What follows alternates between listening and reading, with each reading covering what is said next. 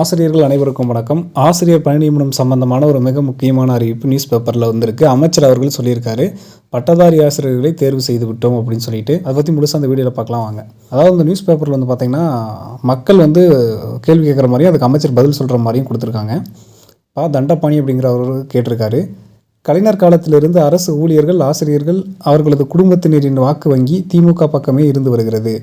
இன்றைக்கும் இந்த முதல்வர் செய்யாவிட்டால் நமக்கு வேறு எந்த முதல்வர் செய்யப் போகிறார் என்ற நம்பிக்கையோடு ஆசிரியர் பெருமக்கள் காத்திருக்கிறார்கள். பழைய ஓய்வூதிய திட்டம், ஈட்டிய விடுப்பை பணமாக்கல், பகுதி நேர ஆசிரியர்கள் பணி நிரந்தரம், புதிய ஆசிரியர்கள் நியமனம் ஆகியவை குறித்த அறிவிப்புகள் வருமா அப்படின்னு சொல்லிட்டு கேட்டிருக்காரு. அதுக்கு பள்ளிக்கல்வித்துறை அமைச்சர் அன்பில் மகேஷ் பொய்யாமொழி அவர்கள் பதில் சொல்லியிருக்காரு. பழைய ஓய்வூதிய திட்டம் என்பது ஆசிரியர்களுக்கு மட்டுமானதல்ல, ஒட்டுமொத்த அரசு ஊழியர்களுக்கானது. எனவே அந்த கொள்கை முடிவு குறித்து மாண்புமிகு முதலமைச்சர் தான் முடிவெடுப்பார்.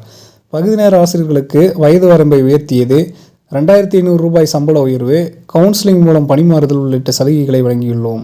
அவர்கள் தினசரி அரை நாள் வீதம் வாரத்தில் 3 நாட்கள் தான் பணி செய்கிறார்கள். அதை 5 நாட்களாக மாற்றித் தரும்படி கோரிக்கை வைத்திருக்கிறார்கள். அது மாண்புமிகு முதல்வர் கவனத்திற்கு கொண்டு செல்லப்பட்டிருக்கிறது.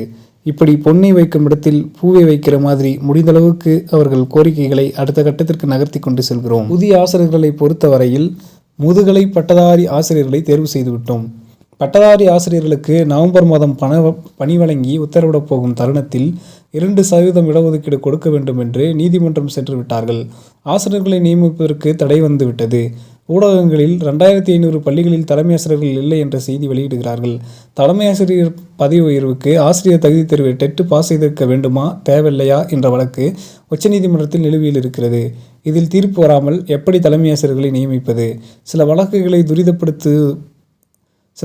துரிதப்படுத்த நமது வழக்கறிஞர்கள் முயற்சியை எடுத்து வருகிறார்கள்.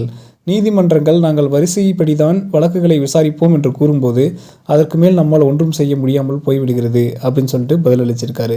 மேலும் டிஆர்பி மற்றும் பள்ளிக்கல்வித்துறை சம்பந்தமான உடனடி தகவல்கள் மற்றும் அப்டேட்களுக்கு தெரிந்து கொள்ள நம்ம சேனலை சப்ஸ்கிரைப் செய்து பக்கத்தில் இருக்க பெல் ஐகானை கிளிக் பண்ணிக்கோங்க.